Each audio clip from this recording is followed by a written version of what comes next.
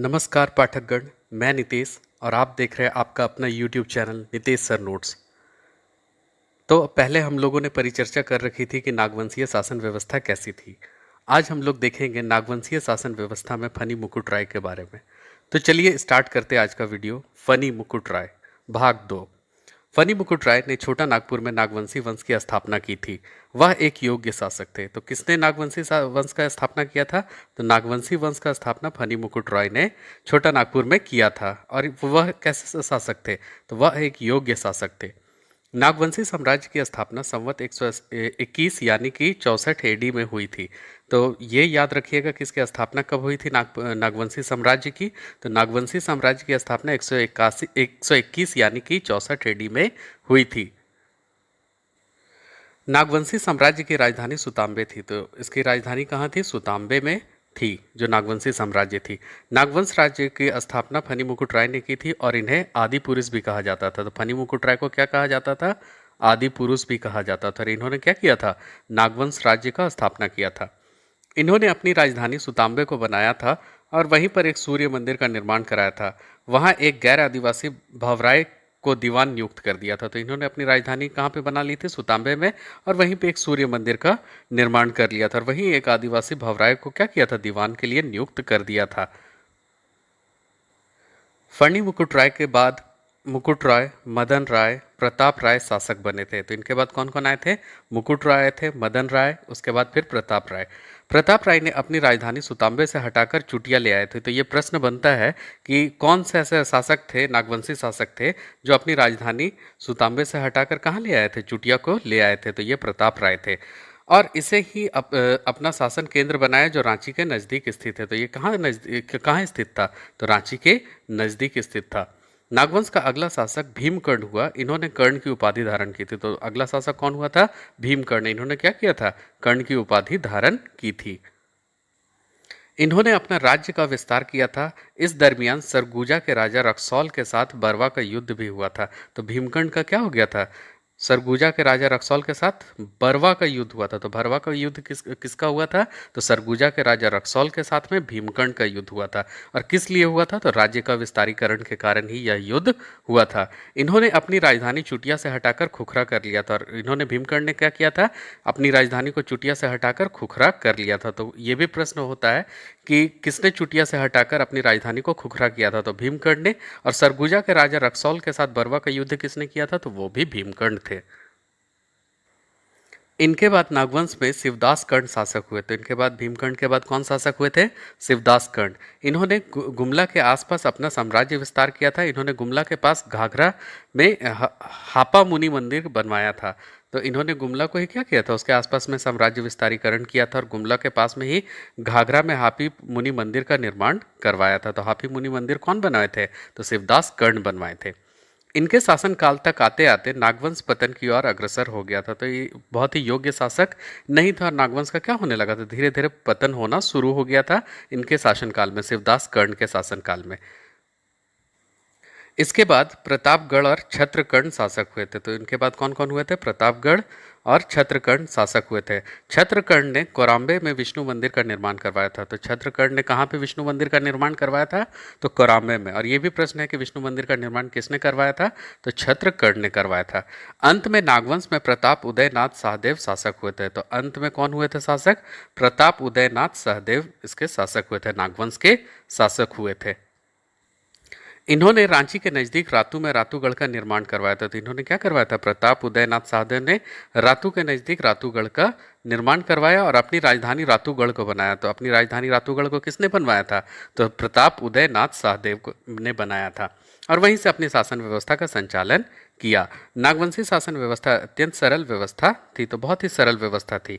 तो अब इन सब चीज़ों को देखने के बाद कुछ महत्वपूर्ण तथ्य जहाँ से प्रश्न बनते ही बनते हैं, ये बुलेट पॉइंट्स में है और इसे एकदम याद कर लेना, यहाँ से प्रश्न आएंगे ही आएंगे। तो पहला कहता है, फनी मुकुट राय ने राज्य में 66 परगना थे। तो कितने परगना थे फनी मुकुट राय के राज्य में?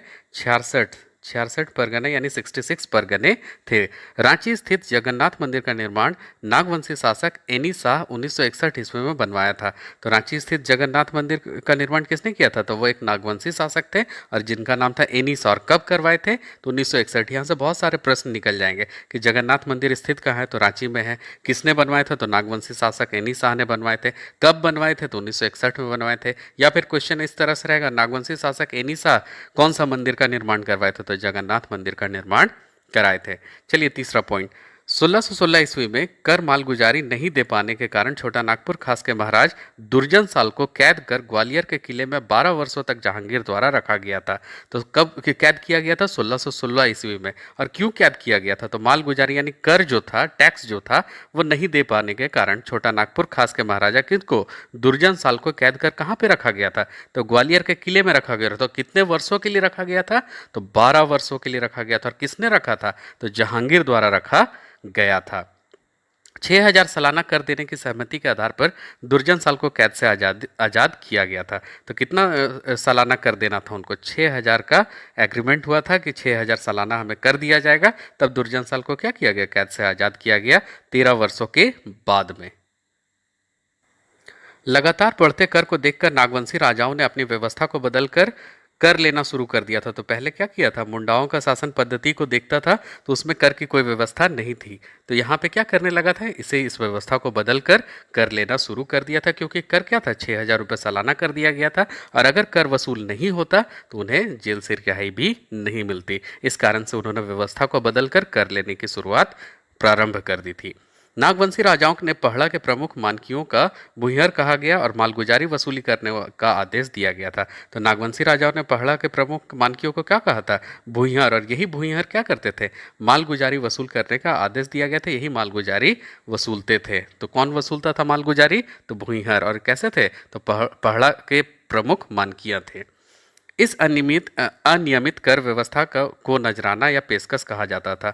तो जो वसूली होता था नागवंशी शासक के द्वारा, उसे क्या कहा गया था? कर को नजराना या पेशकश कहा गया था। अंग्रेजों के आगमन के साथ ही क्षेत्र को पटना काउंसिल की व्यवस्था में फोर्ट विलियम के अधीन रखा गया था। तो अंग्रेजों का आगमन हो गया। अब अंग्रेजों का आगमन हो गया तो क्या हो गया था? पटना काउंसिल की व्यवस्था में फोर्ट विलियम के अधीन क्या किया गया? नागवंशी शासन को रखा गया था। इस क्षेत्र का 1773 ईस्वी तक कोई नियमित कर नहीं थे। तो यहाँ पे कोई भी क्या था? नियमित कर नहीं था। और यहाँ पे किसी तरह से जो भी कर मिलते थे उसी को ले लिया जाता था। लेकिन क्या हुआ?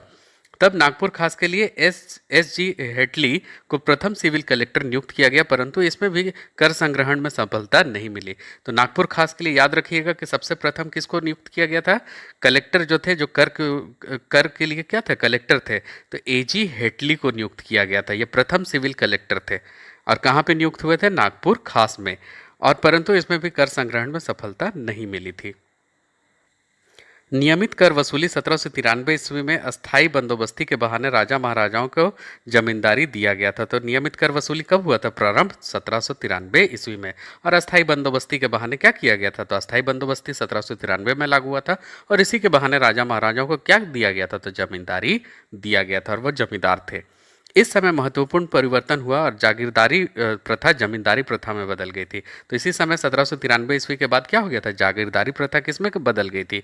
जमींदारी प्रथा में बदल गई थी। इस व्यवस्था से प्राचीन काल से चली आ रही मुंडाओं एवं नागवंशियों की राज व्यवस्था समाप्त हो गई थी। तो अब यहाँ पे देखते हैं कि धीरे धीरे क्या हो गया था? प्राचीन काल से चली आ रही थी, प्रथम से ईस्वी से, और धीरे धीरे आते आते क्या हो गया? नागवंशी राज व्यवस्था समाप्त हो गई अंग्रेजों के आगमन के बाद। और 1793 का स्थायी बंदोबस्ती, जिससे महाराजाओं को जमींदारी दिया गया था, इसके कारण क्या हो गया था? नागवंशी और मुंडाओं का जो प्राचीन काल से चला आ रहा था राज व्यवस्था, वो धीरे धीरे समाप्त हो गया। इसके बाद अंग्रेजों विधि व्यवस्था की शुरुआत होती है। तो अंग्रेजी विधि व्यवस्था की क्या होती है? शुरुआत हो जाती है। राजा महाराजा अंग्रेजों के लिए कर वसूल मात्र रह गए थे। नए कानून से राजा महाराजा मुंडा मान की पहला पंचायत समाप्त हो गया था। तब राजा महाराजा क्या हो गए थे? सिर्फ अंग्रेजों के लिए कर वसूल मात्र ही रह गए थे और उनका कोई कार्य नहीं रह गया था। नए कानून से क्या हो गया था? राजा महाराजा मुंडा मान की पहला पंचायत सभी के सभी सब समाप्त हो गए। पूरे देश में छोटा नागपुर अंग्रेजों के अधीन हो गया था और नागवंशी राज्य व्यवस्था खत्म हो गई थी। तो यहाँ अब देखते हैं कि अंग्रेजों के आगमन के बाद में क्या हो गया कि नागवंशी व्यवस्था, मुंडामान की व्यवस्था, जितने भी व्यवस्थाएं थी जो प्राचीन से चली आ रही थी, यहाँ आते आते सभी समाप्त हो गए। तो अगर आपको यह वीडियो अच्छा लगा हो तो इसे लाइक करें, शेयर करें और सब्सक्राइब करें। धन्यवाद।